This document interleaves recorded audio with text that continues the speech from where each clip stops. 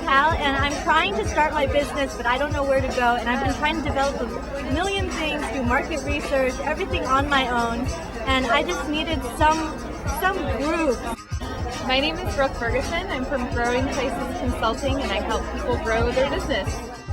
I'm Candace McBee, co-founder of myowncartoon.com. Hi, my name is Monique Katie. I am launching a new business called Raffinis.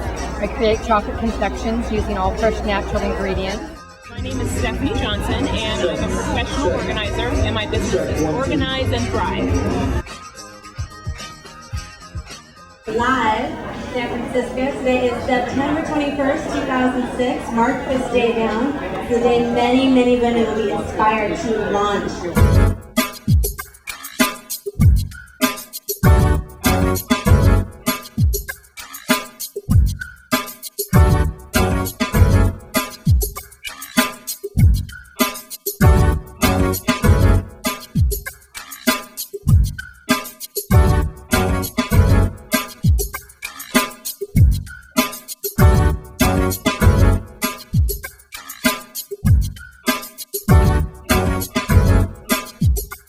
My name is Ali Covarrubias, and I am the San Francisco leader for Ladies Who Launch. And it is my pleasure and honor to welcome the two founders of Ladies Who Launch. They have been an inspiration to me and women all across the country, Beth Schoenfeld and Victoria Colligan. Let me tell you about the day. Thank you. Welcome everybody. This is the first San Francisco live event. I'm Victoria Colligan. Beth Schoenfeld is my partner. We are the founders of Ladies Who Launch. First, I just want to thank Allie for putting this together. What do you all think of the music so far?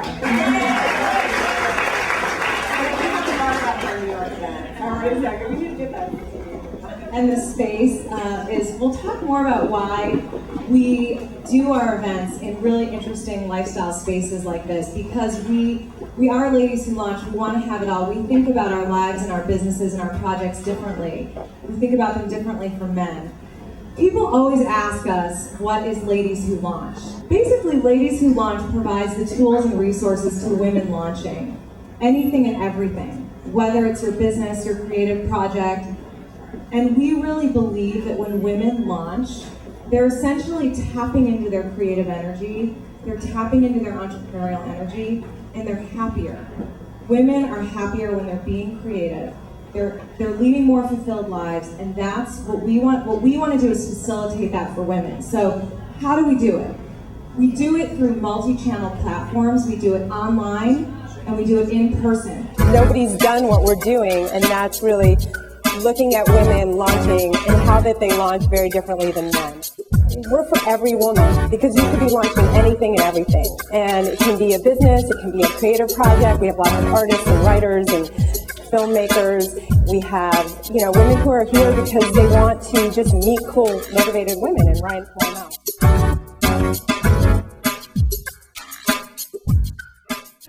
Yeah, Susan was saying, I went to this conference probably 4 or 5 years ago now called Webmaster World, which is it was the first online community of webmasters where they talk about search engine optimization, and we sort of figured it out that this thing was out there. It was really great info. So I head off to this conference with one other woman from Monster Commerce, and we walked in, we were the only 2 women there. And everyone else who was there were like these guys that merged in their basement like once a year to come to this conference. And so they were all like, what are they doing here? And it was just like, oh my God, this is so weird. This is the house that funk builds. That's right, ladies. Groove of model style. That's my people. All right, I'm checking all y'all. Sitting around. What y'all got? Get the blood moving. Give your neighbor a little dance. Shake your ass. Whoop. I see you, baby. That's right. Ladies Who Launch. Having fun. Our hope is that today that you leave inspired, and that you understand that if we can do it, if these speakers who are here today can do it, so can you.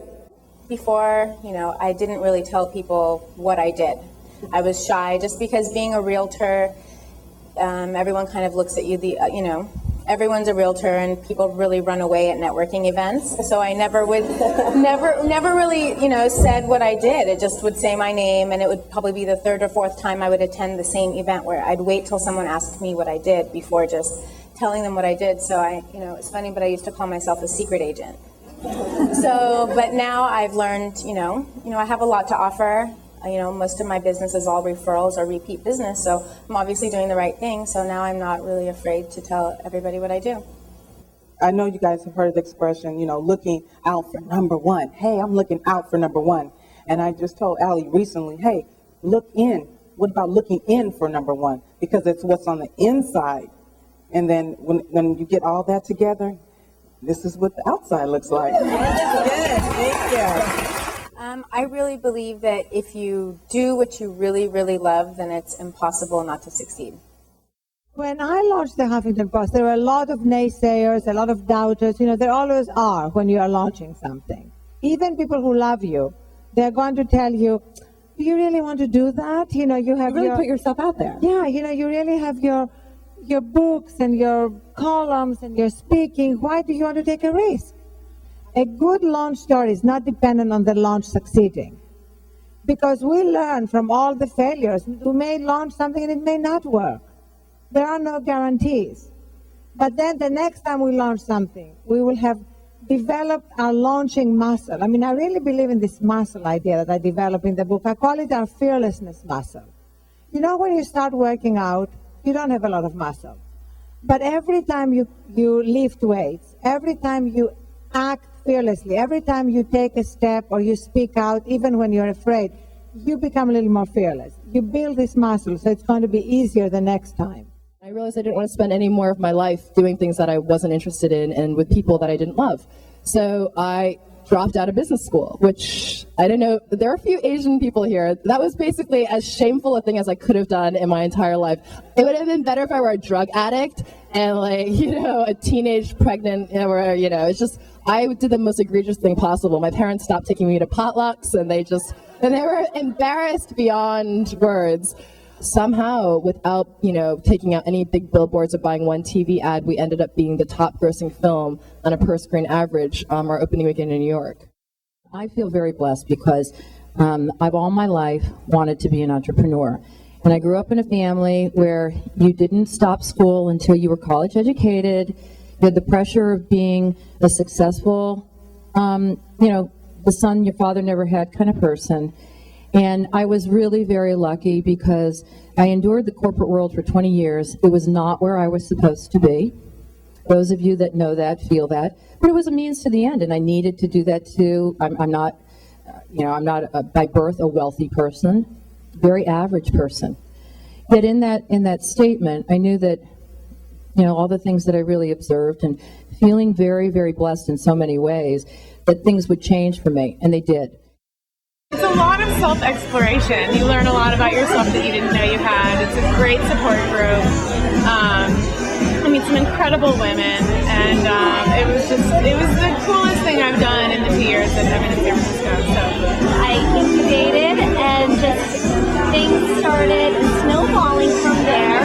And fitness consulting business is growing every month, and the jewelry business, I picked up more momentum. I'm getting more and more private orders.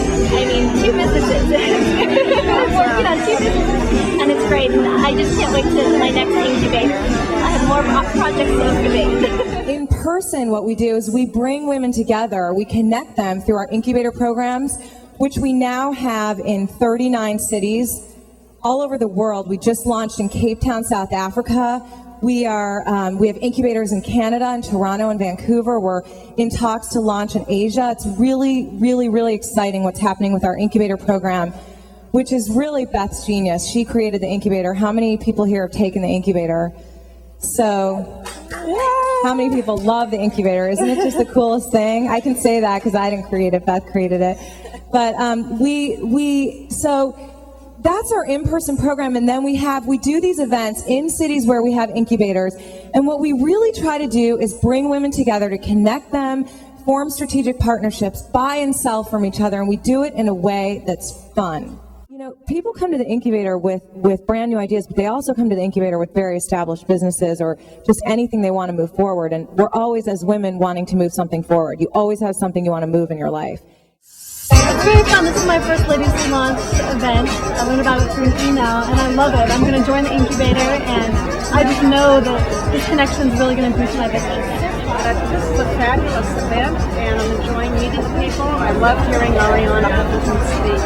I find the event today very helpful in what I'm trying to do, and also an opportunity for me to grow my business as well. I love this event. This is one of the hardest things in the world to get women to network and really support each other, and the incubator program sounds fabulous.